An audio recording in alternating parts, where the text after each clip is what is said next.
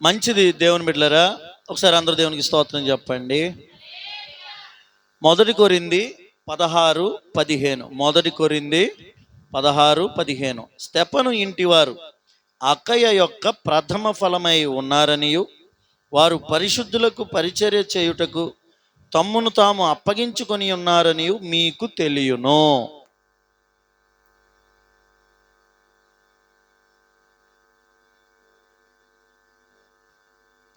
Praise the Lord. Hallelujah. ఇంకా తగ్గించు. Praise the lord. Okay, మంచిది. స్తెఫను ఇంటివారు, ఈయన అపోస్తలుల కార్యాల్లో హతసాక్షి అయిన స్తెఫను గారు కాదు. మొట్టమొదటి హతసాక్షి ఎవరు సంఘంలో అంటే స్తెఫను. ఎవరు చెప్పండి? కానీ ఈయన ఆ స్తెఫను కాదు. అకయ అనే ప్రాంతంలో, అకయ అనే ఒక ప్రాంతంలో కొరింథు పట్టణం ఉంది. ఆ ప్రాంతంలోనే మొట్టమొదట రక్షణ పొందిన కుటుంబం ఎవరో? స్తెఫను. ఈ స్తెఫను వేరు. పౌలు గారి ద్వారా రక్షణలోకి వచ్చిన కుటుంబం స్తెఫను కుటుంబం. ఎంత గొప్ప తీర్మానం అంటే ఆ కుటుంబం అంట. అయ్యా అమ్మ అందరూ వినండి.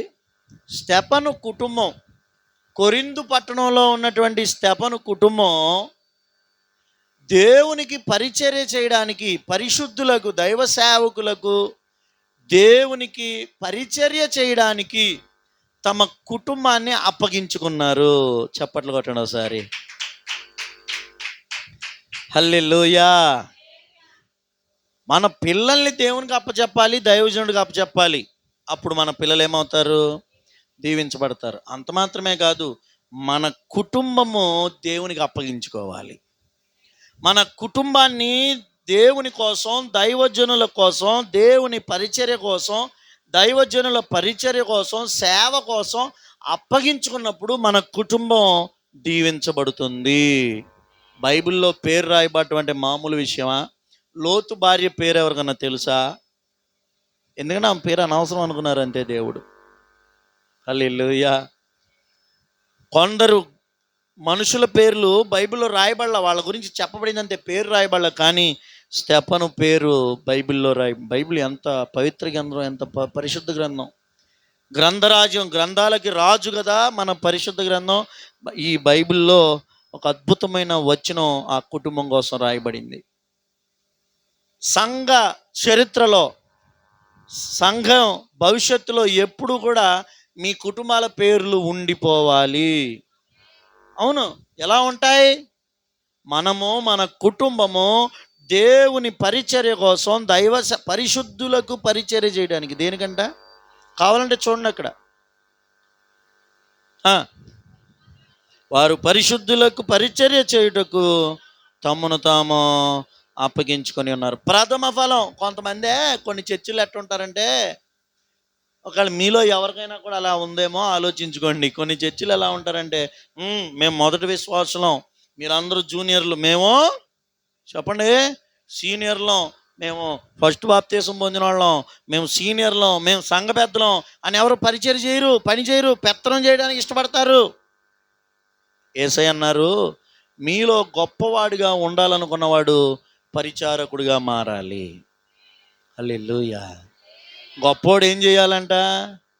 అది కొన్ని సంఘాల్లో ఒకవేళ ఈరోజు వాక్యం వింటున్నా ఏ సంఘ విశ్వాసం అయినా మీతో చెప్తున్నా, నువ్వు ఎంత సీనియర్ అయినా, జూనియర్ అయినా, ఎంత డబ్బున్న వ్యక్తివైనా, ఎంత పెద్ద బ్యాక్గ్రౌండ్ ఉన్న వ్యక్తివైనా, ఎంత పాస్టర్ గారుల కుటుంబాలకు చెందిన వాళ్ళైనా, నేను చెప్తున్నాను, నీ గొప్పదనం నువ్వు చేసే పరిచర్యలో ఉంటుంది. ఆమేన్. పెత్తనంలో ఏముండదో. యేసయ్యే పరిచర్య చేయడానికి వచ్చారు. ఆయన పరిచారము చేయించుకొనుటకు రాలేదు, కానీ ఆయన పరిచర్య చేయడానికి వచ్చారు. స్తోత్రం చెప్పండి ఒకసారి. హల్లెలూయా. ఓ చోట మీటింగ్లో నేను సేవకులకు భోజనం వడ్డిస్తున్నా. అక్కడికి నన్ను ఎక్కువగా వాక్యానికి పిలిచే పాస్టర్ గారు వచ్చాడు. అర్థమైందా? నన్ను వాక్యానికి పిలిచే పాస్టర్ గారు ఆయన నేను అన్న మీరేంటి అటుండి వడ్డిస్తున్నారు అన్న అంటే అందరికీ తెలియకపోవచ్చు, నేను కొందరికి దేశం అంతా తెలిసినంత పెద్ద పబ్లిక్ ఫిగర్నా, నన్ను పిలిచేవాళ్ళు కొంతమంది ఉంటారు కదా దేవుడు కృపను బట్టి. ఆయన మీరేంటన్నా అంటే అయ్యో భలేవాళ్ళు, పరిశుద్ధులైన సేవకులకు పరిచర్య చేస్తున్నా నేను. దేవుని బిడ్డలారా, యేసయ్యే పరిచర్య చేశారండి. నేను మీతో చెప్తున్నా, మీరు సీనియర్ విశ్వాసం అయితే, నిజంగా నువ్వు సీనియర్ అయితే, నిజంగా సంఘ పెద్దవైతే, నిజంగా బాధ్యత కలిగిన వ్యక్తివైతే, నిజంగా మొదటి నుండి ఉన్న వ్యక్తివైతే, నిజంగా స్తంభం లాంటి వ్యక్తివైతే నువ్వు పరిచర్య చేయాలి. హల్లెలూయా. కొంతమంది అంట మేసే కాడ దూడలంట, మేసే కాడ ఎద్దులంట, మోసే కాడ దూడలంట. అర్థమైందా చెప్పింది? మేసేది ఎప్పుడేమో ఎద్దుల్లాగా మేసేస్తాయి అంట, ఏదైనా బరువు మోయాల్సి వస్తే దూడ చిన్నదైపోద్ది. అమ్మే పెత్తనం చేయడానికేనా పెద్దలు? పెత్తనం చేయడానికేనా? మొదటి విశ్వాసులు స్తంభాలు, ఓ పెద్ద పెద్ద పేర్లు చెప్పుకోవడం. స్టెఫను ఇంటివారు అక్కయ, మొత్తంలో అక్కయ అనే ఒక ప్రాంతం, ఆ ప్రాంతం అంతటికి అదొక రాష్ట్రం అనుకోండి. ఆ మొత్తంలో వాళ్ళే మొట్టమొదట రక్షణ పొందిన విశ్వాసులు. అయినా వాళ్ళు వాళ్ళ కుటుంబాన్ని పెత్తనం చేయడానికి కాదు, సేవకులు ఎవరొచ్చినా పరిశుద్ధులందరికీ పరిచర్య చేయడానికి తమను తాము అప్పగించుకున్నారు. స్తోత్రం చెప్పండి ఒకసారి. హల్లెలూయా. ఏం చేస్తుంది నీ కుటుంబం? పెత్తనం చేస్తుందా, పరిచర్య చేస్తుందా? మీ కుటుంబం ఏది చేయడానికి ఇష్టపడుతున్నారు? పిల్లల్ని దేవునికి అప్పగించావు, మంచిదే. మరి నీ కుటుంబాన్ని అప్పగించుకున్నావా దేవుని కోసం, దేవుని పని కోసం? భార్య భర్త పిల్లలు కలిసి దేవుని పనికి సమర్పించుకోవాలి, దేవుని పరిచర్యకు సమర్పించుకోవాలి. స్తోత్రం చేద్దామా? మీ అందరికీ చెప్తున్నా, దయచేసి గ్రహించుకోండి. ఒకవేళ మీటింగ్ జరిగిన, పని జరిగిన, సేవకుల ఇంట్లో పనైనా, సేవకులు ఒక్కొక్కసారి ఉపవాస కోటాలు కాకుండా సేవకుల మీటింగ్లు జరుగుతాయి. అప్పుడు సేవకులు మాత్రమే వస్తారు. అప్పుడు కొందరు విశ్వాసులు మనకు కాదులే అన్నట్టుగా ఉంటారు. సేవకులు వచ్చిన, అసలు దేవుని కార్యక్రమం ఏది జరిగినా, పరిశుద్ధులు దైవ సేవకులకు ఏ పని చేయాల్సి వచ్చినా నువ్వు కేటాయించుకో దేవుని బిడ్డ. స్తోత్రం. విజయవాడలో నిజంగా చెప్తున్నా, మా బావగారు సోఫియా వాళ్ళ అన్నయ్య చాలా మంచిగా నేర్పించారు. అయ్యగారు వేసిన పునాది, అలాగే మా బావగారు ఆయన నడిపించే నడిపింపు. నిజంగా నేను చెప్పాను మీకు, కొన్ని కుటుంబాలు ఒక్కొక్క పనికి ఒక్కొక్క కుటుంబము అప్పగించేసుకున్నారు. నేర్చుకోవాలి విశ్వాసులారా. పాస్టర్ గారు ఏం చెప్పలా, ఒక్కొక్క కుటుంబం వాళ్ళే. ఒక కుటుంబము సేవకులకు ఒక ఏ దైవజనులు వచ్చిన వాళ్ళకి భోజనాలు ఏర్పాటు ఒక కుటుంబం చూసుకుంటున్నారు. భోజనాలు అంటే పోనీ నేను ఊరికే అంటున్నా, మీరు అట్లా చేస్తున్నారు కదా, మీరు కూడా సేవకులకు పెట్టే విషయంలో మీరు అభివృద్ధి చెందారు. దేవుడు మిమ్మల్ని దీవించునుగాక.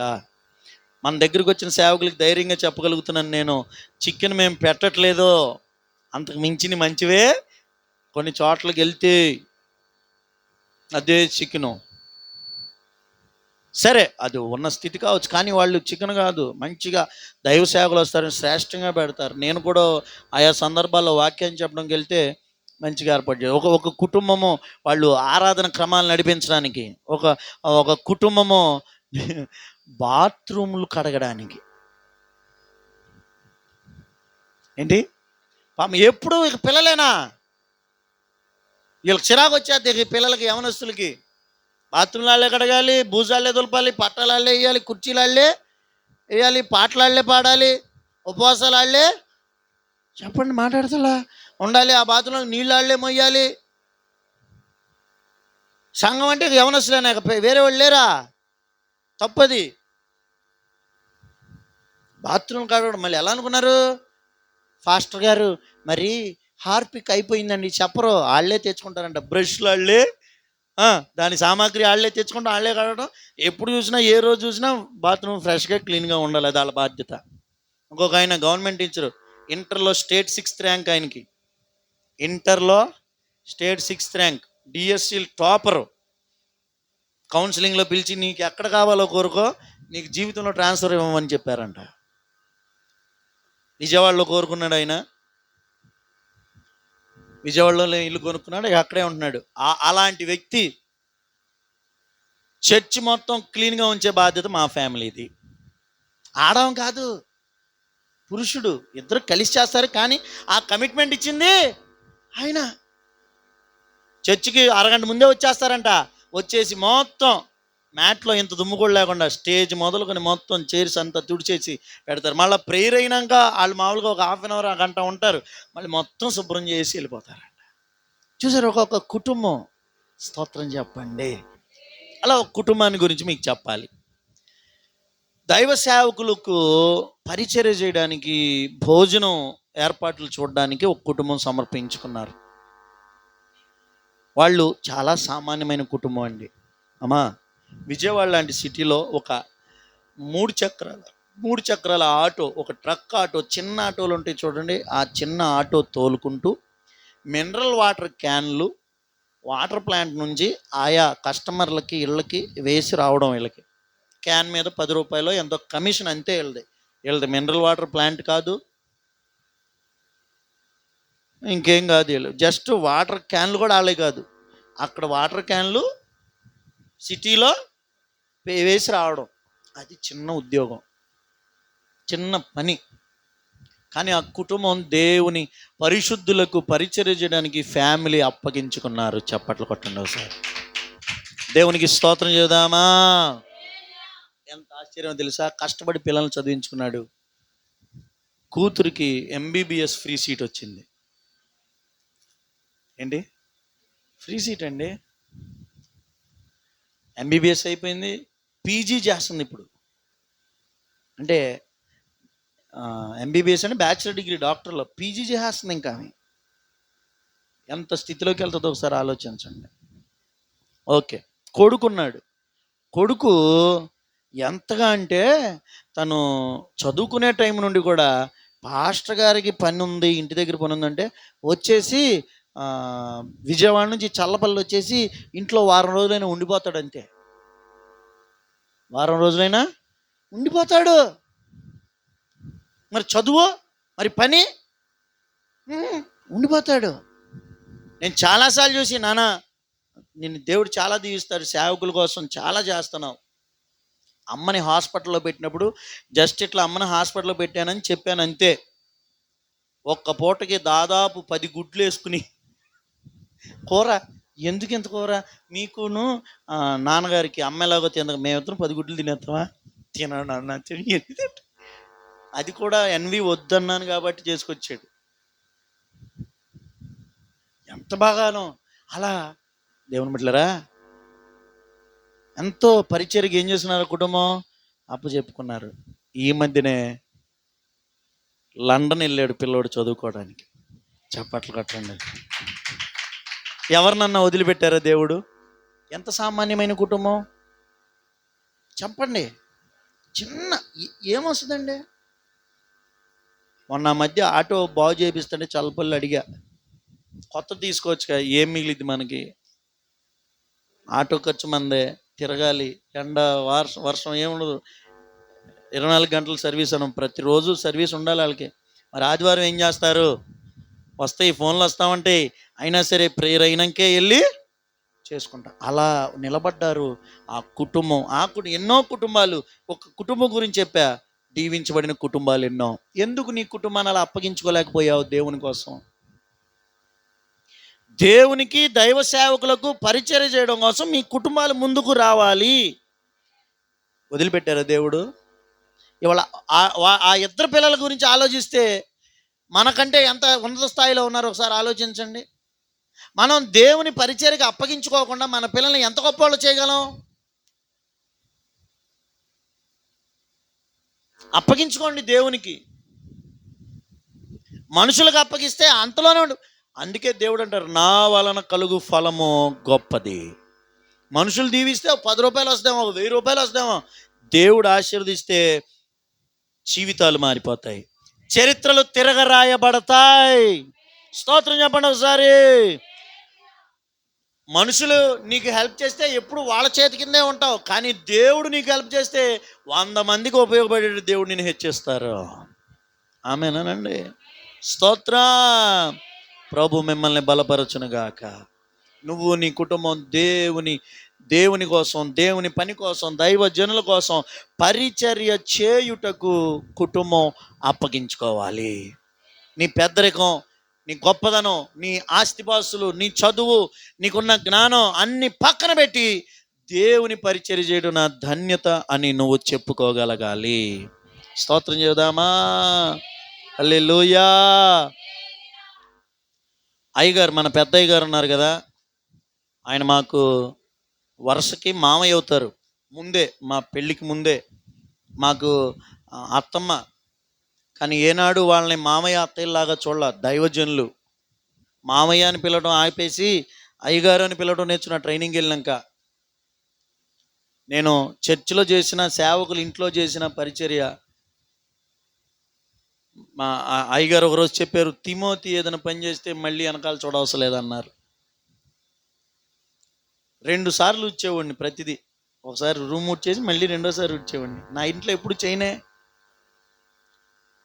మేము మా తోటి సేవకులు, మాతో పాటు ట్రైనింగ్ అయిన మా తోటి వాళ్ళు, మా డేవిడ్ అని, దీనబంధ్ అని, స్టీఫెన్, భాస్కర్ అంకులు, ఇంకా లేడీసు, ఇంకా పురుషులు, మా స్నేహితులు అందరం, మా నరేష్ అని, ఇంకా మాకంటే మాతో ఉన్న అందరం కూడా మేమందరం పరిచర్య చేస్తూ ఏం పాట పాడుకునేవాళ్ళం తెలుసా?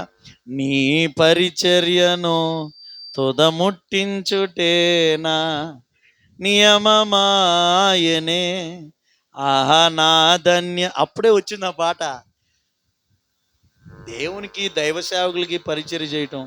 మా ఇంట్లో ఏనాడు బాత్రూమ్లు కడగలా. అసలు కడిగితే తలతల కొత్తలాగా మెరిసిపోయాయి బాత్రూమ్లు. బైబిల్ కాలేజీలో అయినా, చర్చిలో అయినా, ఈ ఇంటి దగ్గర అయినా, ఎక్కడైనా కడిగితే అప్పుడు కూడా ఆహా నా ధన్యత, ఓహో నా భాగ్యమో, ఏమని వివరిల్దునో. కొట్ట గట్టిగా ఆమేన్. ఏమని వివరిల్దునో, ఆహా నా ధన్యత, ఓహో నా భాగ్యమో, ఏమని వివరిల్దునో, ఏమని వివరిల్దునో.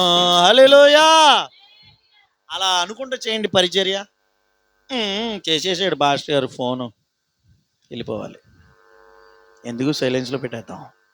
వినపడలేదు, కనపడలేదు, నిద్రపోవుచుంటిని, పనిలో ఉంటిని, ప్రయాణములో పో. ఏమయ్యా దేవుడి పని ఆగిద్దా? దైవజనుల పనులు ఆగుతాయా? నీ భాగ్యం పోయిద్దంతే. ఒక కుటుంబం ఉంది, ఆ కుటుంబం దేవునికి, దైవజనులకు పరిచర్య కొరకు తమ్మును తాము. ఎందుకు అలా ఉండకూడదు మనం? హల్లెలూయా. డబ్బులు వస్తాయంటే బయటికి వెళ్ళి ఎక్కడైనా పని చేస్తాంగా, లేకపోతే మన బంధువుల కోసం అయితే పని చేస్తాంగా, మన ఇంట్లో పని చేస్తాంగా, మనకు తెలిసిన వాళ్ళ కోసం పని చేస్తాంగా. అదే దేవుని కోసం మందిరంలోనూ, సంఘంలోనూ, దేవుని పనిలోనూ, దైవజనుల కోసం ఎందుకు అలాంటి పరిచర్య చేయలేకపోతున్నావు? మనుషుల కోసం పనిచేస్తే మనుషులు ఇచ్చే జీతమే వస్తుంది. దేవుడి కోసం పనిచేస్తే దేవుడిచ్చే బహుమానం వస్తుంది. స్తోత్రం. ఎఫెసీయులకు రాసిన పత్రిక 6వ అధ్యాయం 7వ వచనం. ఎఫెసీ 6:7. ఎవరికి చేసినట్టు కాకుండా పాస్టర్ గారికి చేస్తున్నాం, పాస్టర్ గారికి చేస్తున్నాం, చర్చిలో చేస్తున్నాం, అక్కడ చేస్తున్నాం, ఇక్కడ చేస్తున్నాం అనుకోవద్దు. మనుషులకు చేసినట్టు కాక ఎవరికి చేస్తున్నాం అనుకోవాలా? దేవుడికే చేస్తున్నా, ప్రభువునకు చేసినట్టే ఇష్టపూర్వకంగా. స్తోత్ర. అర్థమవుతుందా? కుటుంబం అంతా దేనికి అప్పగించుకోవాలి చెప్పాలి? అందరూ చెప్పండి. పరిచర్య చేయడం కోసం కుటుంబం అంతా. అమ్మా అయ్యా, మీ పిల్లల దీవెన మీ చేతుల్లోనే. ఆమెన్. వాళ్ళు మాత్రమే కాదు, నువ్వు కూడా దేవునికి అప్పగించుకోవాలి. హల్లెలూయా. నా పిల్లలకి ప్రార్థనకు పంపించా, నా పిల్లలతో పరిచర్య చేయించా, నా పిల్లలతో అది చేయించా, ఇది చేయించా, అంతవరకే కాదు, నువ్వెంత అప్పగించుకున్నావు దేవునికి? నువ్వు దేవునికి ఎంత లోబడ్డావు? నువ్వు దేవునికి ఎంత పరిచర్య చేశావు? నువ్వు దేవునికి ఎంత ఉపయోగపడ్డావు? నువ్వు దేవుని కొరకు ఎంత ప్రయాసపడ్డావు? స్తోత్రం. అర్థమవుతుందా? నేను వాక్యం చెప్పాల్సింది మా అబ్బాయితో చెప్పితే ఎట్లుంటుంది? మాట్లాడతలా బాగోదా? అంతేగా మరి. ఆయన కూర్చొని చెప్పరా అంటే వాడు ప్రపంచ సంగతులన్నీ చెబుతున్నాడులే ఇప్పుడు చిన్నోడు కాబట్టి. నేనేం చేయాలి మరి? మీరిచ్చే కానుకలు, మీరిచ్చే దశభాగాలు తీసుకుని మా అబ్బాయితో వాక్యం చెప్పించనా? మరి నేనున్నది ఎందుకు?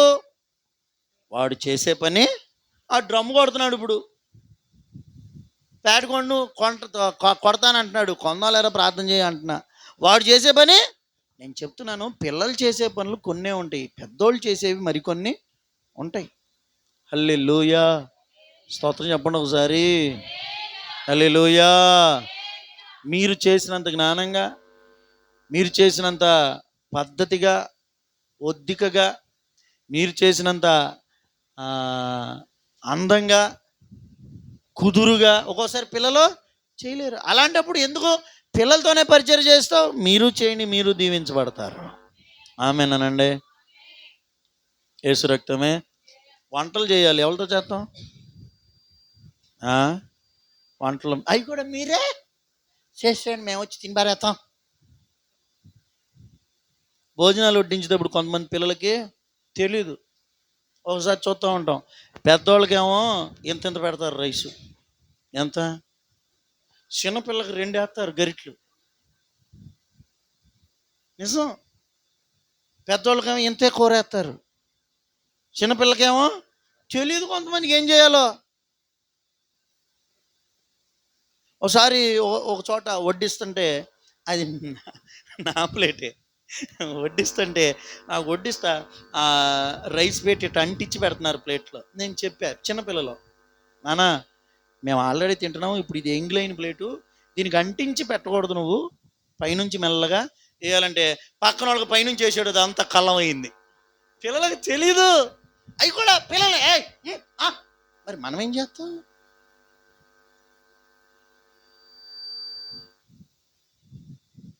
స్తోత్రం చెప్పండి ఒకసారి. 2 చేతులతో స్తోత్రం చేద్దా. ఓసారి భోజనాలకు వెళ్ళాం ఒక చోట, ఒక జ్ఞాపకార్థ కూటంలో భోజనాలు పెడుతున్నారు, సేవకులందరూ పక్కన కూర్చున్నాం. ఆ సేవకులు వడ్డించే దగ్గర కూడా ఒక పిల్లోడు, చిన్న పిల్లోడు, యవనస్తుడు కూడా కాదు, ఆ పిల్లోడు చెయ్యి ముంచేసి పెడుతున్నాడు వాటరు. అదిలోనూ పాప వాడి వేలు ఇదంతా గాయం ఉంది, పై తోలు లేచిపోయి ఇదంతా గాయం ఉంది. ఆ ఏలే ముంచేసి నీళ్ళు పెడుతున్నాడు. చూడక అక్కడ దగ్గరున్న వాళ్ళని పిలిచా. నేను ఆ పిల్లోడు అంటే ఏం లేదు, ఆ పిల్లోడు చెయ్యి బాలా, ఆ పిల్లోడు నీళ్లు ముంచి పెట్టడం సరిగా లేదు, ఎవరితో అన్నా పెట్టించనని చెప్పా. దేవుడి దేవల్ల అందరి గ్లాసులు తీయలేదు, కానీ నా గ్లాస్ తీశారు. వాళ్ళకి చెప్పినా ఇలా పోన్లే అనుకున్నా. నేను మట్టి గ్లాస్ మార్చుకున్నా, ఇంకొక ఆయన పోసి. కొన్ని తెలియవు కొందరికి. నేను అనేది భోజనాలు వడ్డించడం ఒకటే కాదు, చాలా విషయాలు. స్తోత్రం చెప్పండి. ఎందుకు కుటుంబంగా దేవుని కోసం మనం అప్పగించుకోవట్లా? ఒకళ్ళు అది కూడా నీ కుటుంబానికి ఒక నష్టమేమో.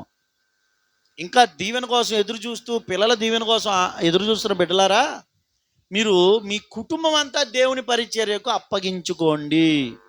హల్లెలూయా. బంధువుల కోసం అంటే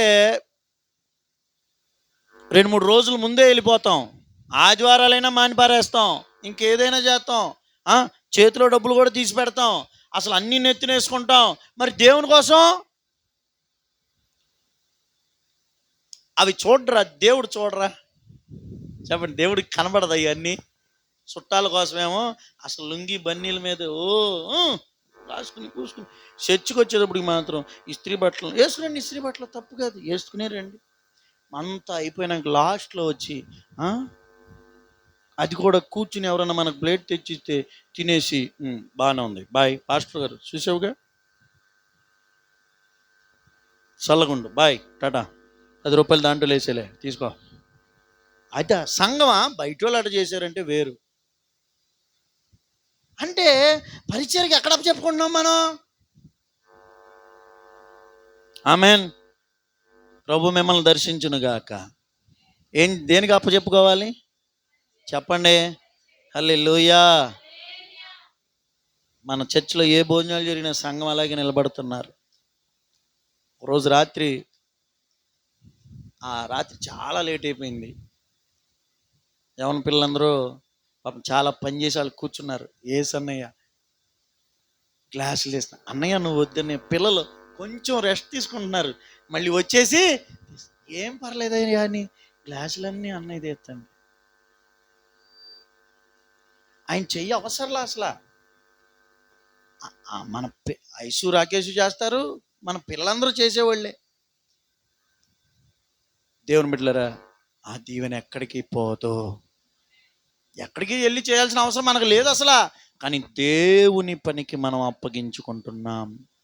అలాగే మన విశ్వాసులు అందరూ కూడా ఒకళ్ళు పేరు చెప్తే టైం సరిపోకపోవచ్చు. మన విశ్వాసం అందరూ కుటుంబాలు, నేను మళ్ళీ చెప్తున్నా, ఇంకా ఒకళ్ళు వెనకబడుతున్నారేమో చూడండి.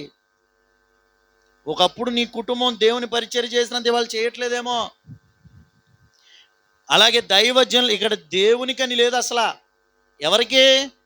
దైవజనులకు పరిచర్య.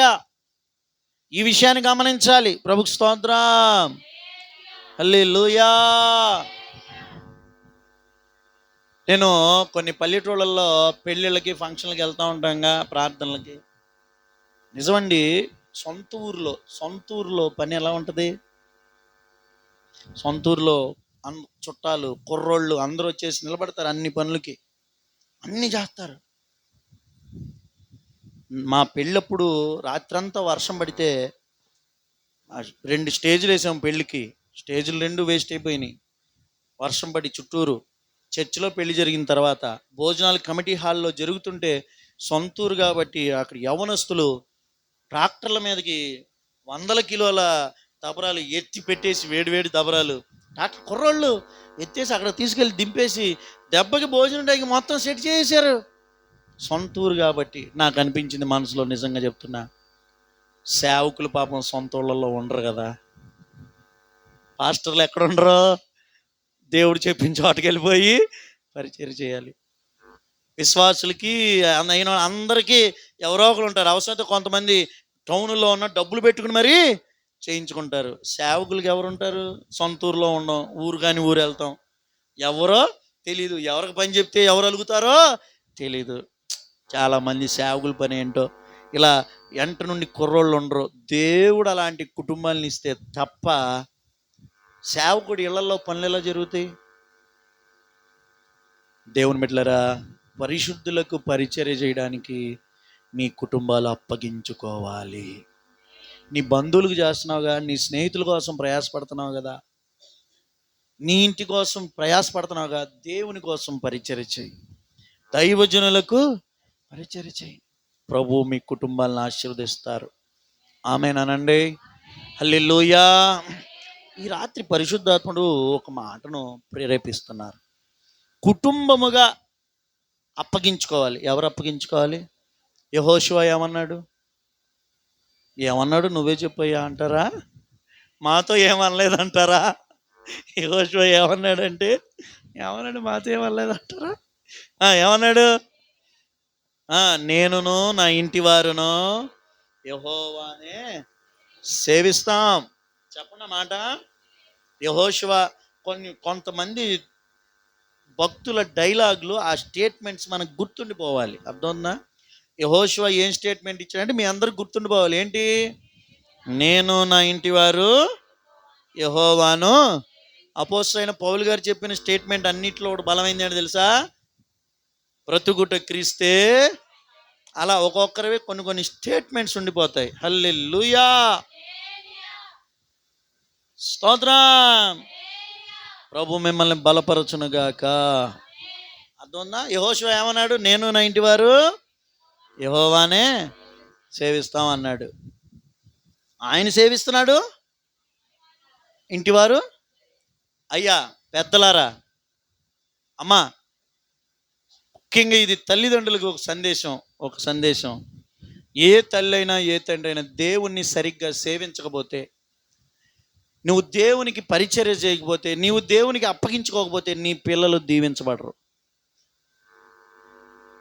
వాళ్ళ కోసం ప్రార్థనలు చేసినా, ఉపవాసాలు చేసినా, కన్నీరు కాచినా, సేవకుడు ప్రార్థన చేసినా, నువ్వు సేవించడంలో లోపం కనుకుంటే, నువ్వు దేవుణ్ణి అనుసరించే విషయంలో ఏదైనా పొరపాటు ఉంటే, నీ కళ్ళ ఎదురుగా నీ పిల్లల జీవితాలు నాశనం అవుతాయి. జాగ్రత్త. దేవుని వాక్యంలో ఒక గొప్ప వ్యక్తి ఉన్నాడు, మీకు తెలిసిపోద్ది. బైబిల్ అంతట్లో బలవంతుడైన మనిషి ఎవరు అంటున్నారు? ఎవరు చెప్పండి. బలవంతుడైన మనిషి సంసోను. ఎవరు చెప్పట్లా? అన్నారు. ఎవడో ఒకళ్ళు అన్నయ్య చెప్పుకుంటాడులే అని వదిలేతే అంతేనా? సంసోను ఎంత గొప్పోడో కదా. అయితే సంసోను అంత గొప్పగా ఉండడానికి, అంత గొప్ప కారణ జన్ముడిగా ఉండడానికి కారణం ఏంటంటే, న్యాయాధిపతుల గ్రంథం 13వ అధ్యాయం, న్యాయాధిపతులు 13.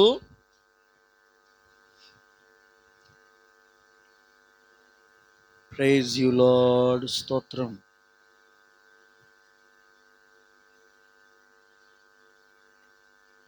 4వ వచనం చదువుకుందాం. వింటున్నారా? సంసోను పుట్టక ముందే సంసోను తల్లికి దేవదూత చెప్తున్న మాట. ఈ మాట మీకు అర్థం అవ్వాలి. ఎప్పుడు? సంసోను పుట్టక ముందే సంసోను తల్లికి దేవదూత చెప్తున్న మాట ఏంటంట? నువ్వు జాగ్రత్తగా ఉండాలి. చప్పట్లు కొట్టండి ఒకసారి. అమ్మా, అయ్యా, పిల్లలు జాగ్రత్తగా ఉండడం కాదు, పిల్లలు బాగుండాలంటే తల్లిదండ్రులు జాగ్రత్తగా ఉండాలి. హల్లెలూయా, స్తోత్రం. తల్లిదండ్రులు జాగ్రత్తగా ఉండాలి. ఇంకేమేం చెప్పుకొచ్చాడు? నీవు జాగ్రత్తగా ఉండి ద్రాక్షారసనే కానీ మద్యమే కానీ తాగొద్దు, అపవిత్రమైన దేనిని, స్తోత్రం చెబుదామా, నువ్వు జాగ్రత్తగా ఉండు. ద్రాక్షారసం, మద్యం, లోకంలోని చెడ్డ అలవాట్లు, అపవిత్రత, నీ మనసుకు కానీ నీ శరీరానికి కానీ నీ పంచేంద్రియాల్లో ఎక్కడా నీకు అపవిత్రత రాకూడదు. హల్లెలూయా. నువ్వు పవిత్రంగా బ్రతికితే, నువ్వు జాగ్రత్తగా ఉంటే, నీకు ఏ చెడ్డ అలవాటు లేకుండా ఉంటే, నీకు పుట్టే పిల్లలు దీవించబడతారు. నీకు పుట్టిన పిల్లలు దీవించబడతారు.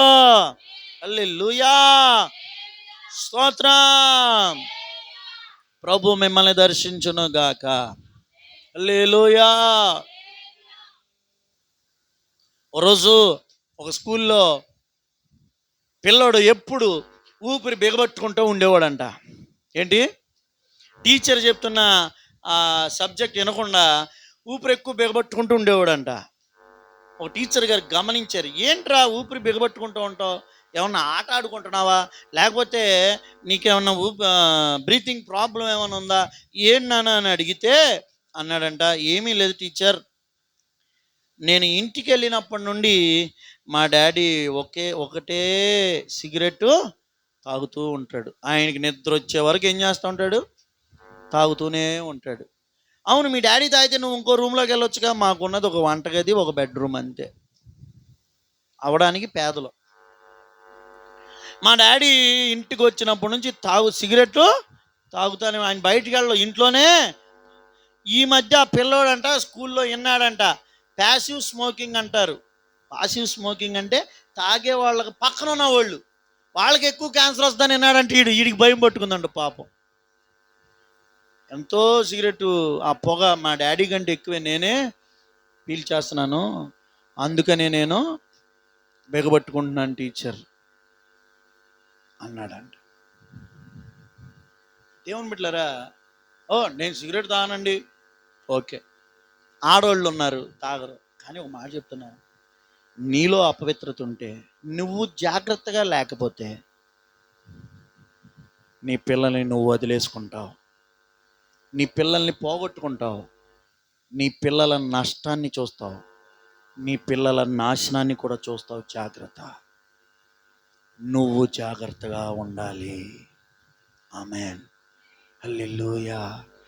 నా భార్య నన్ను ఏమందో, నా పిల్లలు నన్ను ఏమనరు, నాకు నచ్చినట్టు బ్రతుకుతాను అనుకుంటావా? అయితే get ready to face your children's downfall. నీ పిల్లల పతనాన్ని చూడటానికి నువ్వు రెడీగా ఉండు. నా భర్తకు నన్ను ఏమనలేడు, లేకపోతే నా తోబుట్టులు నన్ను ఎవరలేరు, నన్ను చుట్టుపక్కల వాళ్ళు ఎవరేమనలేరు, నాకు నచ్చినట్టు బ్రతుకుతానని తల్లి తండ్రి వాళ్ళకి నచ్చినట్టు బ్రతికితే నష్టపోయేది పిల్లలే. తండ్రుల దోషమును కుమారుల ఒడిలోకి పోస్తాను అన్నారు దేవుడు. కుటుంబం అంతా అప్పగించుకోవట్లే వాళ్ళ పిల్లలేమో దేవుడు దేవుడు అని తప్పిస్తుంటే తల్లి ఒక దారి, తండ్రి ఒక దారి. నీ పాపాలు నీ పిల్లల్ని వెంటాడుతాయి, జాగ్రత్త. ఒక కుటుంబం ఉంది, మాకు బాగా తెలిసిన కుటుంబం, ఊరి పేర్లు ఇవన్నీ చెప్పను, లైవ్లో ఈ మధ్య ఎక్కువ మంది చూస్తున్నారు. ఒక కుటుంబం ఉంది, దేవుల్లో మంచిగా నడిచేవాళ్ళు. ఆ ఇంటి ఇల్లాలు ఏదో పొరపాటు చేసిన దైవజనులు గద్దించారు. గద్దిస్తే వేరే వేరే కారణాలు చెప్పుకుని చర్చి మానేసింది. చూడండి తెలివిగల ఏంటంట, చర్చి మళ్ళీ వేరే చర్చికి వెళ్తుంది. అమ్మో, ఎక్కడ లేని భక్తి అక్కడ వచ్చిందా, వెళ్తుంది. పాపంలో పండిపోయింది, పాపం భయంకరంగా అక్రమ సంబంధం పెట్టుకుని బ్రతుకుతుంది. ఒక రోజున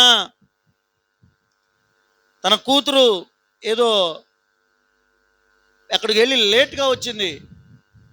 లేట్గా వస్తే కూతురుని కేకలేసిందంట. కూతురుని కేకలేస్తే కూతురు తల్లి గొడవ పడ్డారు. నువ్వేమన్నా అదా ఇదా అని కూతురు మాట్లాడడం మొదలుపెట్టింది. తల్లి బాగా కొట్టేసింది, గొడవ అయిపోయింది. కూతురు అవమానం తట్టుకోలేక తల్లి బయటికి వెళ్ళేటప్పటికి 10th ఇంటర్ చదువుతుందండి పాప. అప్పట్లో కిరోసిన్ ఉండేది, పోసేసుకుని అంటించేసుకుంది. మాకు ఆ పిల్లలు చిన్నప్పటి నుంచి తెలిసిన పిల్లలు, విషయం తెలిసి బందర్ గవర్నమెంట్ హాస్పిటల్లో చూడటానికి వెళ్ళాం. అరిటాకుల మీద పడుకోబెట్టారు. అక్కడున్న పాస్టర్ గారినిగా కొంచెం అక్కడున్న నర్సుని వాళ్ళు అడిగితే పైకం బాగానే కనబడింది, కానీ అసలు నర్సు చెప్పిన విషయం ఏంటో తెలుసా అండి, లోపల అవయవాలు మన కోడి లివరు కందనక ఎలా కాలిపోతాయి అలా లోపల లోపల ఉడికిపోయినాయి అంట. 1-2 రోజులు బతికిద్దండి అన్నారు. పాపం ఎందుకు అలా జరిగింది? ఇంకొక కుటుంబం, ఈ భార్యాభర్తలు ఎప్పుడు గొడవలే, ఒకరి మీద ఒకరికి అనుమానాలు కాదు, నిజమే, నిజంగానే ఉండి ఆయన ఆమె తిట్టిద్ది, ఆమెను ఈయన తిడతాడు, ఈయన తప్పుడు పని చేస్తాడు, ఆమె తప్పుడు పని చేస్తాడు, ఇద్దరు అట్లా కొట్టుకుంటూ తిట్టుకుంటూ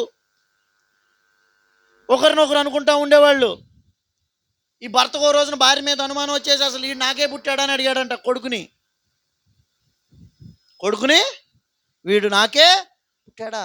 వారం రోజుల క్రితం ఇంట్లో ఉరిపెట్టుకున్నాడంట భర్త ఉరిపెట్టుకుంటే ఎవరో తప్పిస్తే వీళ్ళు ఎంత పిచ్చోళ్ళంటే ఆ ఇంటికి కట్టుకున్న ఉరి కూడా తీయలేదంట, ఆ తాడో చీర అట్టాగి ఉంచేశారంట. వీళ్ళు గొడవ ఎక్కువైపోయి 10th క్లాస్ పాస్ అయిన కొడుకుని అసలు ఈ నాకే పుట్టాడా అని అడిగాడంట. అంత అనుమానం ఉంటే 10వ తరగతి వరకు ఎందుకు పెంచావు అసలు? అయినా 10వ తరగతికి వచ్చిన కొడుకుని పెట్టుకుని ఆడామకి ఆ పనులేంటి? ఆ నాకే పుట్టాడని అడిగితే విన్నావు గారా, నీకు నిజంగా సిగ్గు సర ఉంటే నువ్వు సావాలందంట ఆ కొడుకుని. వీళ్ళిద్దరు గొడవపడి కొడుకునంటే నన్ను బట్టి మా అమ్మ నాన్నలు కొట్టుకుంటూ ఎందుకు, నేను ఆయనకి పుట్టానో లేదని ఆయన, ఈమెమో ఈ పనులు ఆపదో, వీళ్ళిద్దరి మధ్యలో నేను నలిగిపోతాను. బట్టలు తుక్కుంటానికి వెళ్తే తండ్రి వారం రోజుల క్రితం కట్టుకున్న ఊరి తాను పెట్టుకుని చచ్చిపోయాడు. దేవుని బిడ్డ, పాపం నీకు ఆనందమేమో, నీ పిల్లలకు శాపం. అపరాధాలు నీకు కొంత లాభాన్ని సుఖాన్ని ఇస్తున్నాయేమో, నీ పిల్లలకు అది నాశనాన్ని తెస్తాయి, జాగ్రత్త. ఏ యాక్సిడెంట్లోనో, ఏ భయంకరమైన పనుల్లోనో, ఏ గొడవల్లోనో, లేక ఏ పరీక్షల్లోనో ఫెయిల్ అయ్యి, ఏ ఉద్యోగం రాక, ఏ జీవితంలో పిల్లలు స్థిరపడక వాళ్ళ తిప్పలాళ్ళు పడుతుంటే, వాళ్ళు రోగాలు అనిపిస్తుంటే, వాళ్ళు ప్రాణాపాయ పరిస్థితిలో ఉంటే నువ్వు పాపం చేసి సంతోషిస్తావా? ఒక తల్లికి తండ్రికి ఉండే మనసేనా అది? నా పిల్లలకి కొంచెం జ్వరం వచ్చినా ఇంట్లో బిర్యానీ ఉన్నా నేను ఉపవాసం ఉంటా. పిల్లల మీద ప్రేమ అంటే అది. పిల్లల మీద ప్రేమ అంటే చదివించడం కాదు. పిల్లల మీద ప్రేమ అంటే ఐస్ క్రీములు తాగడం కాదు. నువ్వు పాపం చేయకుండా బ్రతకాలి. నీ సంతోషాలు నీ సుఖాల కోసం నీ పిల్లల భవిష్యత్తును నాశనం చేస్తున్నావు నువ్వు, జాగ్రత్త. నీకు పుట్టినందుకు నీ పిల్లలు ధన్యులు అవ్వాలి, కానీ నీకు పుట్టినందుకే నీ పిల్లలకి శాపం రాకూడదు. అర్థమైన వాళ్ళు ఒకసారి స్తోత్రం చెప్పండి దేవునికి. గట్టిగా దేవునికి స్తోత్రం చేద్దామా? బాబా ఎంత గొప్ప మాట, నాకు అది బాగా నచ్చిన మాట. ఎక్కడా ఈ మధ్యకాలంలో అన్నప్రాసనలకి పుట్టినరోజులకి వాక్యానికి టైం ఇవ్వట్లేదు పాస్టర్ గారులకి. మీకు తెలుసా? పెళ్లి కూతురు రెడీ చేసినట్టు రెడీ చేసుకొస్తున్నారు పుట్టినరోజు పిల్లల్ని. అమ్మా నాన్న రారు, రెడీ చేసుకుని ఎత్తుకుని పరిశుద్ధ పెళ్లి కూతురు వచ్చినట్టు వస్తారు. ఈ లోపం మేమంట పాటలు పాడండి పాస్టర్ గారు, 4 పాటలు వేసుకో. మళ్ళీ ఈ మధ్యలో పెత్తందారులు వచ్చి భోజనాలు రెడీ అయిపోయినాయి, వాక్యం కొంచెం చెప్పు. ఎవడో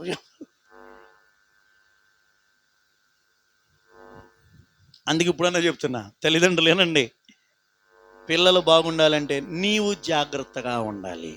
ఎంత గొప్ప మాట. పిల్లల జాగ్రత్త కాదు చెప్పండి, వాళ్ళకి ఊహొచ్చే వరకు నువ్వే జాగ్రత్తగా ఉండాలి. వాళ్ళకి ఊహొచ్చి వాళ్ళ కాళ్ళ మీద వాళ్ళు నిలబడి సొంత నిర్ణయాలు తీసుకొచ్చినప్పుడు ఇక వాళ్ళకి అప్పచెప్పుకో. నువ్వు జాగ్రత్తని వాళ్ళకి చెప్పు. అప్పటి వరకు ఎవరు జాగ్రత్త ఉండాలి? ఆ తర్వాత మన ఇష్టం వచ్చిన చిందే అయ్యొచ్చా అండి? పిల్లల బాగు చూడాలనుకుంటే నువ్వు బ్రతికినంతకాలం జాగ్రత్తగా ఉండాలి. హల్లెలూయా. ఎంత అద్భుతమైన మాట. నీవు జాగ్రత్తగా ఉండి మందు గిందు తాగొద్దు, చెడ్డ ఏవి తాగొద్దు, అపవిత్రమైనవి తినొద్దు, ముట్టుకోవద్దు. అంటే నీలో అపవిత్రత ఉండకూడదు, చెడ్డ అలవాట్లు ఉండకూడదు. నువ్వు జాగ్రత్తగా ఉండాలి. అలా దేవునికి అప్పగించుకుంటే తల్లిదండ్రులు పిల్లలు గొప్పోళ్ళు అవుతారు. చప్పట్లు కొట్టండి ఒకసారి. మీలో ఎవరి పిల్లలు గొప్పవాళ్ళు అవ్వాలని ఆశ ఉంది? స్తోత్రం చెప్పండి ఒకసారి. ఎవరి పిల్లలు గొప్పవాళ్ళు అవ్వాలని ఆశ ఉంది? అయితే మీరే జాగ్రత్తగా ఉండాలి. మీలో ఏ అపవిత్రత అయినా పర్లేదు అనుకుంటారా? నేను చెప్తున్నాను, రెడీగా ఉండండి. వాళ్ళ పత్రం మీరు కళ్ళారా చూస్తారు. జాగ్రత్త. నేను ఇంకా చెప్తున్నాను, ప్రతి తల్లిదండ్రి మీ పిల్లలు వయసుకు వచ్చారా, పెద్దోళ్ళు అవుతున్నారా, పెళ్లి వయసుకు వచ్చారా, ఉద్యోగాల కోసం చూస్తున్నారా, చదువులకు అవసరాలు ఉన్నాయా, యవ్వన వయసులోకి వచ్చారా, రక్షణ పొందాల్సి ఉందా, రక్షణ పొందిన మీ పిల్లలు ఉన్నారా? నేను చెప్తున్నాను, కనీసం నెలకు ఒకసారైనా అప్పుడప్పుడు ఉపవాసాలు ఉండి పిల్లల కోసం ప్రత్యేకంగా ప్రార్థన చేసుకుంటూ ఈ వాక్యం గుర్తు తెచ్చుకోండి. ప్రభువా, ఒకవేళ నాలో ఏమన్నా లోపం ఉంటుందేమోనయ్యా, నన్ను క్షమించి నా పిల్లల్ని బాగు చేయి ప్రభువా, నేను మంచిగా బ్రతుకుతాను. ఎప్పుడు కూడా మనల్ని సరి చేసుకుంటూ మన పిల్లల్ని సరి చేసుకుంటూ వాళ్ళ కోసం కాకపోతే ఇంకెందుకండి చెప్పండి? అవునా కదా? వాళ్ళ కోసం కాకపోతే ఇంకెందుకు? మొదట దేవుడి కోసం, తర్వాత పిల్లల కోసమేగా మనం బ్రతికేది. పిల్లలు దీవించబడాలంటే నీవు జాగ్రత్త. హల్లెలూయా. అలా కుటుంబం అంతా మనం ఏం చేయాలి? దేవునికి అప్పగించుకోవాలి. స్తోత్రం. లేకపోతే ఏం జరుగుతుంది? 2 విషయాలు చూపిస్తాను, మరొక 3 విషయాలు ఉన్నాయి. మొత్తం ఒక హెచ్చరికగా కొన్ని విషయాలు చూపిస్తాను. తిమోతికి రాసిన మొదటి పత్రిక మొదటి అధ్యాయం 19వ వచనం. మొదటి తిమోతి మొదటి అధ్యాయం 19-20 వచనాలు. మనస్సాక్షిని, మంచి మనస్సాక్షి ఉంది, అలాంటి మనస్సాక్షిని కొంతమంది ఏం చేస్తున్నారట? త్రోసివేసి విశ్వాస విషయమై ఓడ బద్దలైపోయిన వారి వలె చెడిపోతున్నారు. కొంతమంది మంచి మనస్సాక్షిని వదిలేసుకుని చెడిపోతున్నారు, విశ్వాసాన్ని వదిలేసుకుంటున్నారు. వారిలో హుమెనయును అలెగ్జాంద్రును ఉన్నారు. వీరు దూషింపకుండా శిక్షింపబడుటకై వీరిని సాతానునకు అప్పగించాను. చూసారా? పాస్టర్ గారే అంటున్నాడు, పౌలు గారు కొంతమందిని సాతానుకు అప్పచెప్పేశాడంట. ఎవరికి అప్పచెప్పేశాడు? ఎందుకంటే వాళ్ళు దేవునికిను దైవజనుడికి అప్పగించుకోవాలా. విశ్వాసాన్ని వదిలేశారు, భక్తిని వదిలేశారు, మనస్సాక్షిని వదిలేశారు, చెడిపోయారు. కనుక పాస్టర్ గారు చూసి ఏం చేశాడుగా? సాతానుకు అప్పచెప్పాడు. సాతానుకు అప్పచెప్తే బాగుంటుంది కదా. ఆ కోడి పిల్లల్ని బయట మేపుతూ కిచకిచకిచలాడుతూ తింటూ ఉంటాయి పిల్లలు. పైన గద్ద కానీ కాకి కానీ వస్తుంటే కోడి సైగ చేసిందంట పిల్లల్ని, రండి బాబు వచ్చేసి నా రెక్కల కిందకంటే. కొన్ని వస్తాయంటే కొన్ని రావంట, గీర్మానం పోతే. అంత పెచ్చదాన్ని అనుకున్నావా? అంత తెలివి తక్కువ దాన్ని అనుకున్నావా? అంత బలహీనరాలని అనుకున్నావా? రాని గద్దో కాకో దానంతా చూస్తా, నాకే చెప్తున్నా. మళ్ళీ అంటదంట కోడి, ఇదిగో ఏమే మిగిలిన వచ్చేసి నీ వచ్చాయి కొడక కూతురా, వచ్చేసిరా లోపలికి నా రెక్కల్లోకి చెయ్యి, వచ్చేది కదా. ఎలా వద్దా చెప్తున్నాం, ఒకసారి చెప్పావా కైమా కొట్టేస్తాం మళ్ళీ అని పెద్ద స్టైల్గా అక్కడే ఉంటుందంట. అప్పుడు వచ్చి ఏం చేద్దాగా బాగుంటుందా? పాస్టర్ గారు సంఘస్థులకి చెప్తుంటే వినండి, యవ్వన పిల్లలైనా పెద్దలైనా వాక్యం ద్వారా చెప్తుంటే వినండి. పర్సనల్గా చెప్పినా ఇక వినలేదనుకో, అబ్బో వీళ్ళు చెడిపోయారు, వీళ్ళ మనస్సాక్షి పాడైపోయింది, వీళ్ళ విశ్వాసం బద్దలైపోయింది అనుకుంటే సాతానుకు అప్పచెప్పటమే. ఇక సాతాను పట్టుకుపోయి మంచిగా పెంచుతాడా? ఇక ఏమైద్దో ఆలోచించుకోండి దేవుని బిడ్డలారా. సాతానుకు అప్పగింపబడతావా, దేవునికి దైవజనులకు అప్పచెప్పుకుంటావా? నీ ఇష్టం. హల్లెలూయా. ఎంతకాలం చెడిపోతూ ఉంటావు? ఎంతకాలం మనస్సాక్షిని చంపుకుని బ్రతుకుతావు? ఎంతకాలం విశ్వాసాన్ని బద్దలు చేసుకుంటావు? విశ్వాసాన్ని ఎందుకు నాశనం చేసుకుంటావు? ఇంతకాలం భక్తి చేసి భక్తిని పాడు చేసుకుంటావా? అందుకే నువ్వు సాతానుకు అప్పగింపబడుతున్నావు. నీ మనస్సాక్షి ఏమైపోతుంది? నీ విశ్వాసం ఏమైపోతుంది? ఇన్ని సంవత్సరాలు నేర్చుకున్న విశ్వాసం, మనస్సాక్షి. నేను దేవుల్లో పెరిగిన యవనస్తుడిని కదా, నేను దేవుల్లో పెరిగిన యవనస్తురాలిని కదా, నేను ఇలా చెడిపోకూడదని అనిపించట్లేదా నీకు? నేను దేవుణ్ణి నమ్ముకున్నాను కదా, నన్ను సమాజం చూస్తుంది కదా, నా పిల్లలు నన్ను చూస్తున్నారు కదా, దేవుడు చూస్తున్నారు కదా, శ్రేష్టమైన వాక్యం వింటున్నాను కదా, నేను దేవుని అనుభవంలో ఎదుగుతున్నాను కదా, నేను ఎలా చెడిపోతున్నానని మనస్సాక్షి అనిపించట్లేదా? అందుకే నువ్వు సాతానుకు అప్పగింపబడతావు. జాగ్రత్త. దేవునికి చెప్పండి, దైవజనుడికి అప్పగించబడాలి. లేకపోతే ఎవరికి అప్పగించబడతాం? సాతానికి అప్పగించబడతాం. ఇంకో మాట చూద్దాం. రోమీయులకు రాసిన పత్రిక, రోమీయులకు రాసిన పత్రిక 1వ అధ్యాయం 28వ వచనం చదువుకుందాం. రోమా 1:28. మరియు వారు తమ మనస్సులో దేవునికి ఏమి ఇవ్వలేదంట, చోటు ఇవ్వలేదు. చేయరాని కార్యములు చేయుటకు దేవుడే భ్రష్ట మనసుకు వారిని. ఇందాకడేమో విశ్వాసాన్ని పాడు చేసుకుని మనస్సాక్షిని పాడు చేసుకుని చెడిపోయిన వాళ్ళని పాస్టర్ గారు ఎవరికి అప్పచెప్పాడంట? సాతానికి. ఇక్కడ దేవుడే భ్రష్ట మనసుకు అప్పచెప్పేశారంట. ఎందుకో తెలుసా? వాళ్ళ హృదయంలో దేవునికి చోటు. ఎవరికి చోటు లేదు చెప్పాలి? మద్యానికి చోటు ఉంటుంది, మందుకి, సిగరెట్కి చోటు ఉంటుంది, వేరే అక్రమ సంబంధాలకు చోటు ఉంటుంది వాళ్ళ చాలామంది మనసుల్లో. పాపపు పనులకు చోటు ఉంటుంది, ఇతర యవనస్తులకు నీ హృదయంలో చోటు ఉంటుంది, డబ్బు ఉంటుంది నీ హృదయంలో, అసహ్యమైన అపవిత్రమైన ఆలోచనలు ఉంటున్నాయి, గర్వం ఉంటుంది, అన్నీ నీ హృదయంలో ఉన్నాయి. కానీ దేవుడు లేడు, హృదయంలో ఎవరు లేరు. అందుకే భ్రష్ట మనసుకు దేవుడే అప్పచెప్పేస్తారు.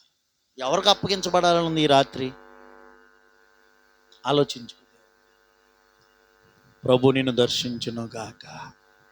అందుకే ఒక యవనసుడు వచ్చి, యేసయ్య నువ్వు ఎక్కడికి వెళ్తేనే అక్కడికి వస్తానన్నాడు. యేసయ్య అన్నారు, ఆకాశ పక్షులకు గూళ్ళు, నక్కలకు బొరియలు ఉన్నాయి, కానీ మనుష్య కుమారుడు తలవాల్చుకున్నకు స్థలమో లేదు. అంటే తన హృదయంలో ఎవరికి చోటు లేదు? యేసయ్యకి. జాగ్రత్త. దేవుడు ఉన్నారా నీ హృదయంలో? ఆయన వాక్యం ఉంటుందా? పరిశుద్ధాత్మ ఉన్నారా నీలో? లేక లోకమో, లోకాశలు, నేత్రాశ, జీవపుడమ్మో, లోకంలోని ప్రతి పాపము నీ హృదయంలో ఉందా? అయితే దేవుడే నేను పట్టుకుని భ్రష్టమైన పనులు చేయడానికి అప్పచెప్పేస్తారు. భ్రష్టురాలు అయిపోతావు, చరిత్రలో చరిత్రహీనులుగా మిగిలిపోతావు. కానీ సంఘ చరిత్రలో స్టెఫను ఇంటి వారు దేవునికి అప్పగించుకుని దేవుని పరిచర్యకు గొప్ప వాళ్ళు అయ్యారు. స్తోత్రం చేద్దామా? హల్లెలూయా. ఎవరికి అప్పగించుకుంటావు? ఇంతకాలం నేర్చుకున్న విశ్వాసాన్ని చెడగొట్టుకుంటున్నారా ఎవరైనా? ఆలోచించుకోండి, ఆలోచించుకోండి దేవుని బిడ్డలారా. ఒక చెట్టును కొట్టే ముందు మన పెద్దోళ్ళు అది ఆచారంగా చెప్పారు, కానీ చెట్టు కొట్టేయకూడదని. ఒక చెట్టును కొట్టే ముందు అది ఎన్ని సంవత్సరాలు పెరిగిందో అని ఆలోచించమన్నారు. కొన్ని అటవీ జాతులు ఉంటాయి చూడండి, కొండ జాతుల వాళ్ళు చెట్టును మనిషిలాగా చూస్తారంట. వాళ్ళు చెట్టును కొట్టేసి అంటే మనిషిని చంపినట్టే అన్నంతగా చూస్తారు. ఎందుకు ఈ మాట్లాడినానంటే, ఇంత మొక్కను లాగేసామనుకో బాధ అనిపించదు, ఇంతదే కాబట్టి. ఒక చెట్టు అంటే ఎన్ని సంవత్సరాలు పెరిగిందో. ఒక విశ్వాసిగా నువ్వు ఎన్ని సంవత్సరాలు భక్తి నేర్చుకున్నావు? ఇంత భక్తిని చెడగొట్టుకుంటావా? మళ్ళీ ఇంత భక్తి ఇంత స్థాయికి రావాలంటే ఎన్ని సంవత్సరాలు పట్టిద్ది? ఈ హుమనై అలెగ్జాండర్ అనేవాళ్ళు విశ్వాసాన్ని బద్దలు కొట్టుకున్నారు, మనస్సాక్షిని పాడు చేసుకున్నారు, చెడిపోయారు. వాళ్ళు సాతానుకు అప్పగింపబడ్డారు. కొంతమంది వాళ్ళ హృదయంలో దేవునికి చోటు ఇవ్వలేదు గనక భ్రష్ట మనసుకు నువ్వెవరికి అప్పగింపబడుతున్నావు? అందుకే ఈరోజు మాటలు వింటున్నాం. స్తెఫను ఇంటి వారు పరిశుద్ధులకు పరిచర్య చేయడానికి దేవునికి అప్పగించుకున్నారు. హల్లెలూయా. చివరిగా ఒక మాట చూపించి ముగించేస్తాను. కొరింథీయులకు రాసిన 2వ పత్రిక 8వ అధ్యాయం, 2 కొరింథీ 8వ అధ్యాయం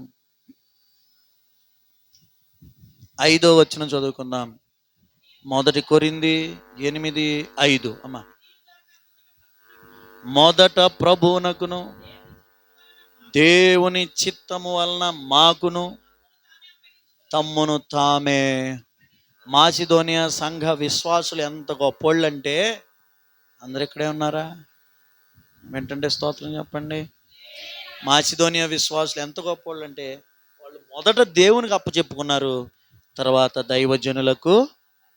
నువ్వెవరికి అప్పగించుకుంటున్నావు? మొదట ఎవరికి అప్పగించుకోవాలి మనం? చెప్పాలందరూ స్తోత్రం. తర్వాత ఎవరికి? అంతే. ఆ తర్వాతే ఎవరైనా. మొదట మీరు మీ కుటుంబం దేవునికి అప్పచెప్పుకోండి. రెండవదిగా, ఇంతగా చేయుదురని మేము అనుకోలేదు అంటాడు. చూడండి, చదవండి అక్కడ. ఇంతగా చేయుదురని మేము. అబ్బా, హల్లెలూయా. కానీ వాళ్ళ విశ్వాసులు ఏం చేస్తున్నారు? అనుకున్నది కూడా చేయట్లా. మా పలానా విశ్వాసులు ఉన్నారులే, పలానా యవనస్తులు ఉన్నారులే, పలానా కుటుంబం ఉన్నారులే, వాళ్ళు దేవుని కోసం నిలబడతారంటే అనుకున్నది కూడా చేయట్లే వాళ్ళ. కానీ అక్కడ మాసిదోనియా విశ్వాసులంట సేవకులు అనుకున్న దానికంటే ఎక్కువ చేశారంట. అంతగా చేస్తాను అసలు మేము అనుకోనే. ఎందుకంటే మొదట దేవునికి అప్పగించుకున్నారు, తర్వాత దైవజనులకు. స్తోత్రం చేద్దామా? ప్రభు మిమ్మల్ని దర్శించును గాక. హల్లెలూయా.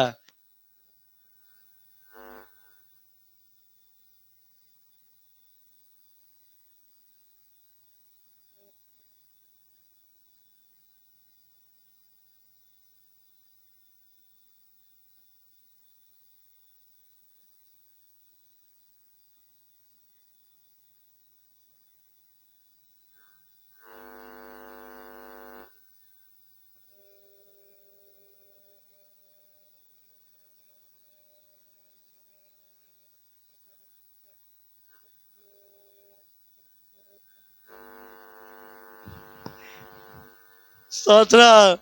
ఇట్లాగే నవ్వే వాళ్ళు కూడా వచ్చి, అన్నయ్య మా అమ్మ ఎట్లా అంటుంది అన్నయ్య, ఏమంది మీకు ఇష్టం ఉండదని. అంటే సేవకుడికి ఎంతగా అప్పగించుకుంటున్నారో ఒకసారి చూడండి. మనలో కొంతమంది పాస్టర్ గారికి నచ్చదని తెలిసి కూడా అలాంటి డ్రెస్సులు వేసుకుంటారు, అలాంటి పనులు చేస్తారు. సేవకుడు అడిగినా చెప్పరు, సేవకుడు చెప్పినా వినరు. ఏం అప్పగించుకున్నావు నువ్వు దైవజనుడికి? అందుకే ఇద్దరికి అప్పచెప్పుకోవాలి. ఎవరెవరికి? ముందు దేవుడికి, తర్వాత లేదనుకో దైవజనుడేమో సాతానుకు అప్పచెప్తాడు, దేవుడేమో భ్రష్ట మనసుకు అప్పచెప్తారు. ఇక మీ ఇష్టం. వీళ్ళిద్దరి చేతుల్లో ఉండటం మంచిదా, ఆ రెండిట్ల చేతుల్లో ఉండటం మంచిదా? అర్థం చేసుకోండి. మొదట దేవుడు. ఇంకొక మాట కూడా చెప్తున్నా, వినేవాళ్ళందరికి కూడా చెప్తున్నా. పాస్టర్ గారులకు అప్పచెప్పుకోమన్నారు, పాస్టర్ గారులకు అప్పచెప్పుకోమన్నారని ఎవడు పడితే ఆడికి చెప్పండి అప్పగించుకోకండి. అర్థమవుతుందా? చాలా జాగ్రత్తగా ఉండాలి. అదేంటో మంచి దైవజనులు దైవ సేవకురాలు ఉన్న చోట అప్పగించుకోరు, కానీ పాస్టర్లు అనే ముసుగులో భయంకరమైన మనస్తత్వం కలిగిన వాళ్ళగా అప్పచెప్పుకుంటారు. జాగ్రత్త ఉండాలి. ఈ మధ్య థాయిలాండ్లో ఒక గురువు అంట, అమ్మో, థాయిలాండ్లో ఒక గురువు అంట, ఆడికి 74 సంవత్సరాలు అంట. ఆడి మాట్లాడుతున్నారు, ఆడిని ఎట్ట నమ్మారో. అక్కడ జరిగే వింత ఏంటంటే తిని తాగేస్తారంట ఆడిది. అక్కడ అనిపిస్తారు వాళ్ళకే. మరి అంతమందికి ఎట్టా సప్లై చేస్తున్నాడు అర్థం. ఎవరన్నా అమ్మో తినలేకపోతున్నాం అంటారంట. అక్కడ ఉంటారుగా భజన బ్యాచ్, వాళ్ళు అది కూడా తినేస్తున్నారంటే ఏమనాలి ఇంకా వాళ్ళని అంటారంట. స్వామివారిది వాసనే రాదు.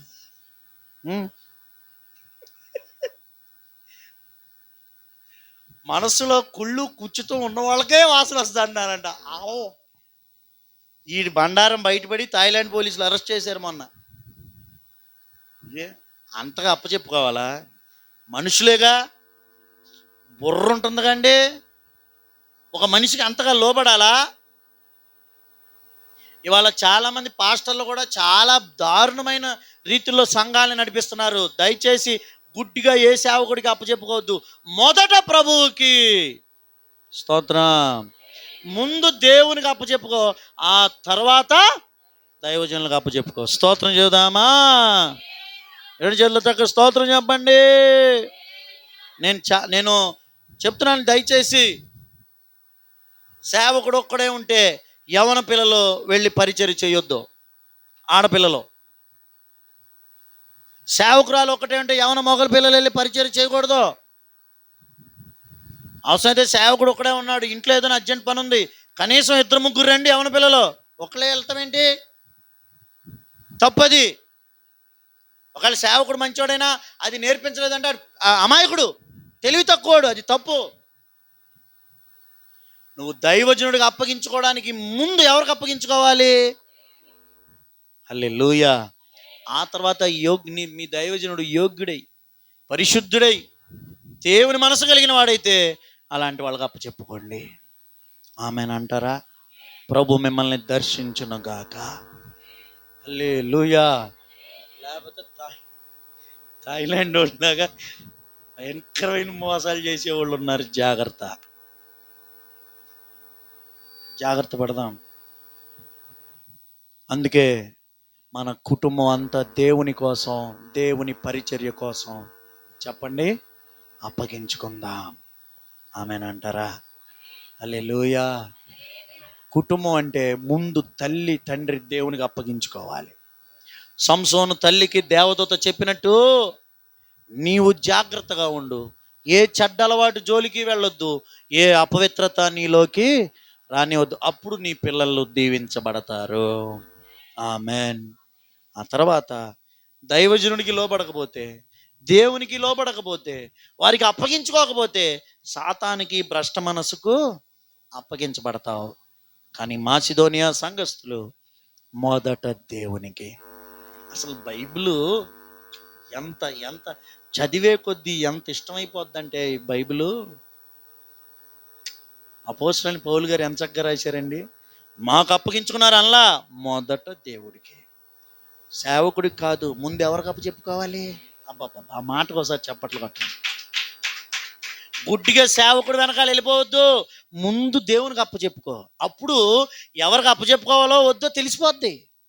ఆ తర్వాత కొంతమంది నేను దేవుడి మాట ఏంటని పాస్టర్ గారి మాట వినరు. అది కాదు, మొదట దేవునికి అప్పచెప్పుకో, తరువాత దైవజనునికి అప్పగించుకో. స్తోత్ర. ప్రభు మిమ్మల్ని దర్శించునుగాక. కొంతమంది పేరుకు దేవుని నమ్ముకున్న వాళ్ళు కొండి పాస్టర్లని ద్వేషించే వాళ్ళు, పాస్టర్ల మీద చాలా లేనిపోని మాటలు చెప్పేవాళ్ళు ఉంటున్నారు. ఎక్కడ ఏది జరిగిన వాళ్ళ జీవితంలో ఎవరో ఏదో ఎక్కడో ఒక పాస్టరో ఎవరో ఏదో చేసి ఉంటారు. ఊర్లో పాస్టర్లందరినీ తిట్టేవాళ్ళు ఉన్నారు. దయచేసి దైవజనులకు అప్పచెప్పుకోండి. నీ దైవజనుడికి నువ్వు అప్పచెప్పుకో, దీవించబడతావు. హల్లెలూయా, స్తోత్రం.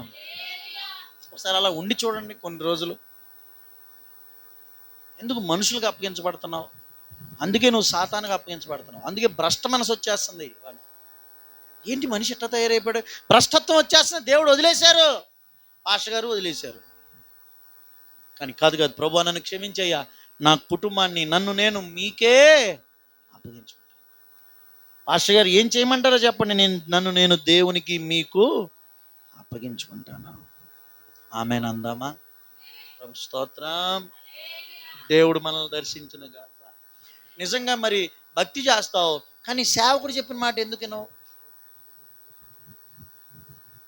సేవకుని విషయంలో ఎందుకు వెనకడుగేస్తున్నావు? అందుకే ఈ రెండు నేర్చుకోవాలి.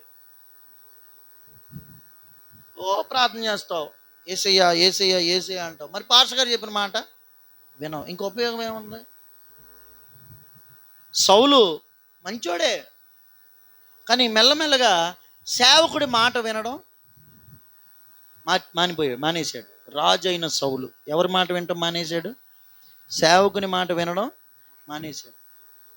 ఆటోమేటిక్గా దేవుని మాట కూడా మానేశాడు. ఎవరి మాట? దేవుని మాట కూడా. అప్పుడు సౌలును బట్టి సమూయేలు దైవజనుడు బాధపడితే రాయబడింది, యెహోవా సంతాపపడ్డారు. అంటే ఒక వ్యక్తిని బట్టి పాస్టర్ గారు బాధపడ్డారు. చెప్పండి, అలా అయిపోతున్నారేమో. ఒకవేళ నేను పాటలు పాడుతున్నా, డ్రమ్ము కొడుతున్నా, పని చేస్తున్నా, ప్రార్థన చేస్తున్నా, దేవునికి ఇస్తున్నా, అసలు చాలా చేస్తున్నా, అన్నీ బాగానే, మరి దైవజనుని మాట ఎంతవరకు వింటున్నావు? దైవజనుడికి ఎంత అప్పగించుకుంటున్నావు? రెండు మనం బ్యాలెన్స్డ్గా చూసుకోవాలి. ఆమెన్. ఆ రెండు వాక్యాలు చూపించి ముగించేస్తా. చూడండి ఒకసారి. పాస్టర్ గారు బాధపడితే దేవుడు కూడా బాధపడ్డారు. కనుక ఇద్దరిని సంతోషపెట్టగలగాలి. చూడండి, సమూయేలు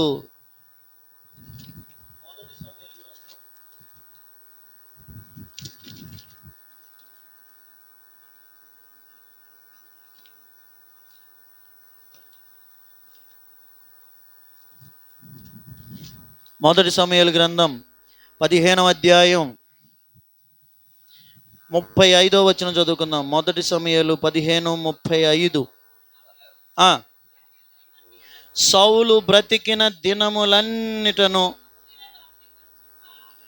సమూయేలు అతనిని దర్శింప వెళ్ళలేదు గాని సౌలును గూర్చి చూసారా దేవుని బిడ్డ, పాస్టర్ గారు నువ్వు దూరం అయిపోతున్నారేమో, జాగ్రత్త పడు.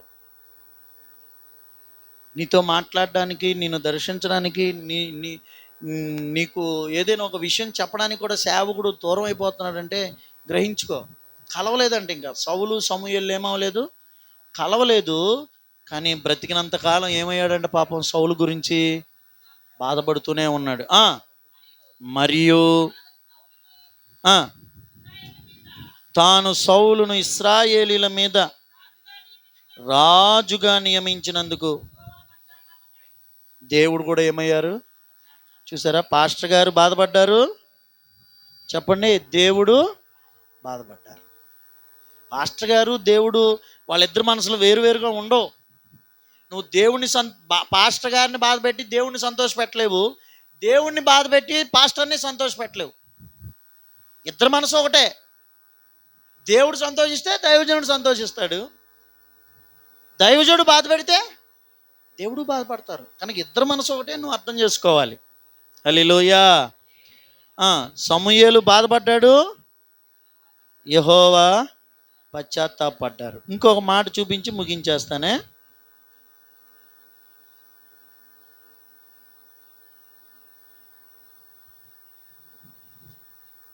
20వ అధ్యాయం, 2వ దినవృత్తాంతాలు 20వ అధ్యాయం 20వ వచనం 3వ లైన్ నుండి చదవండి. యెహోషాపాతు నిలవబడి 2వ దినవృత్తాంతాలు 20 అంటే 3వ లైన్ నుండి చదవండి. 4వ లైన్ నుండి, యూదావారులారా, యెరూషలేము కాపురస్తులారా, నా మాట వినండి. ఎవరిని నమ్ముకోవాలి? దేవుడిని యెహోవాను నమ్ముకొనుడి, అప్పుడు మీరు స్థిరపరచబడతారు. దేవుని నమ్ముకోండి సాల్లే అనలా. మళ్ళీ ఏం చేయాలంట?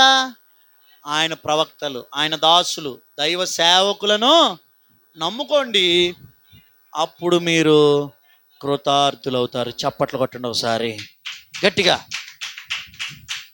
స్తోత్రం చేద్దామా? అసలు ఈ మాట చెప్పింది రాజు. ఎవరో చెప్పండి?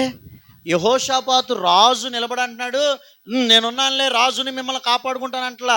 దేవుణ్ణి నమ్ముకుందాం, ఆయన ప్రవక్తల్ని. అబ్బా హల్లెలూయా! ఎవరేం చేస్తున్నాం? దేవుణ్ణి అమ్మేస్తున్నాం, ప్రవక్తల్ని అమ్మేస్తున్నాం. ఎప్పుడు స్థిరపడతావు? ఎప్పుడు సక్సెస్ అవుతావు? దేవుణ్ణి నమ్ముకోవాలి, ఆయన ప్రవక్తలను దేవునికి అప్పగించుకోవాలి, ఆయన ప్రవక్తలకు అప్పగించు. దేవుణ్ణి సంతోషపెట్టాలి, ఆయన దాసులను. అది గుర్తుపెట్టుకోండి. కనుక ఎవరికి అప్పగించుకుంటున్నావు ఈరోజు? ప్రభు మిమ్మల్ని దర్శించును గాక. కళ్ళు మూసుకొని ప్రార్థన చేసుకుందాం. యేసయ్య తన దాసుల్ని ఇచ్చారు మనకి. ముందు ఆయనకు అప్పగించుకోవాలి, తర్వాత ఆయన దాసులకు అప్పగించుకోవాలి. ప్రార్థన చేసుకుందామా? యేసయ్య, నా కుటుంబం స్తెఫను ఇంటి వారి వలె, మేము ముందు వాళ్ళమో స్తంభం లాంటి వాళ్ళమో అనేది కంటే మేము మీకు అప్పగించుకున్న కుటుంబంగా ఉండాలయ్యా. మీ పరిచర్య కొరకు మేము అప్పగించుకున్న వాళ్ళగా ఉండాలయ్యా. మీ పనికే ముందు పీట వేసేవాళ్ళగా, పెద్ద పీట వేసేవాళ్ళగా నా కుటుంబం ఉండాలయ్యా. లోకానికి కాదు, మీకు అప్పగించుకోవాలి నా కుటుంబం. అయ్యా, నా పిల్లలు దీవించబడాలంటే నేను జాగ్రత్తగా ఉండాలి. నాలో ఏ చెడ్డ అలవాటు ఉండకూడదు, నాలో ఏ అపవిత్రత ఉండకూడదని ఈరోజు మాట్లాడారు. నేను ఇంకా ఇంకా ఇంకా ఇంకా జాగ్రత్త పడాలయ్యా, ఇంకా పవిత్రంగా బ్రతకాలయ్యా, ఇంకా మిమ్మల్ని అనుసరించాలి, నా పిల్లలు దీవించబడాలి. అయ్యా, నన్ను కానీ నా బిడ్డలను కానీ సాతానుకు అప్పచెప్పొద్దు, భ్రష్ట మనసుకు అప్పచెప్పొద్దు అయ్యా. సౌల్లాగా మిమ్మల్ని దైవజనుడిని బాధ పెట్టే స్థితి మాకు వద్దు ప్రభువా. మాసిదోనియా సంఘస్థుల వలె మొదట మీకు, తర్వాత దైవజనుడికి అప్పగించుకునే వాళ్ళుగా మేము ఉండాలయ్యా. నన్ను దర్శించయ్యా, నా కుటుంబాన్ని దర్శించయ్యా, మీకు అప్పగించుకోవాలయ్యా నన్ను. నేను ప్రార్థన చేసుకుందాం. స్తోత్రం స్తోత్రం స్తోత్రం. వాక్య ఫలింపు కోసం ప్రార్థన చేసుకుందాం.